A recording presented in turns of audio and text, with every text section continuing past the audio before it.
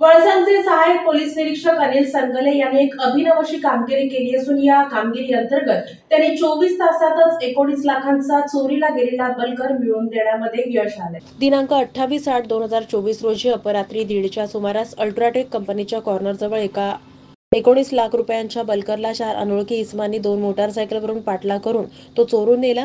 याबाबत चालक सत्यम माशाळे यांनी वळसंग पोलीस ठाण्यात गुन्हा नोंद केला होता।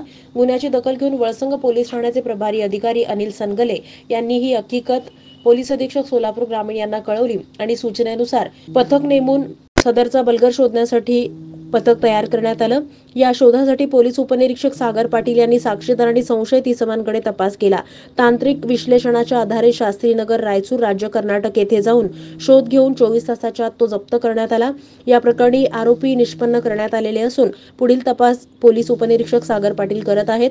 सदरची यशस्वी कामगिरी पोलीस अधीक्षक अतुल कुलकर्णी, अप्पर पोलीस अधीक्षक प्रीतम यावलकर, उपविभागीय अधिकारी विलास यामावार यांच्या मार्गदर्शनाखाली वळसंग पोलीस ठाण्याचे प्रभारी अधिकारी अनिल सनगले, पोलीस उपनिरीक्षक Sagar Patil, police Naik Santosh Chavan, police constable Shankar Patil यांनी केली।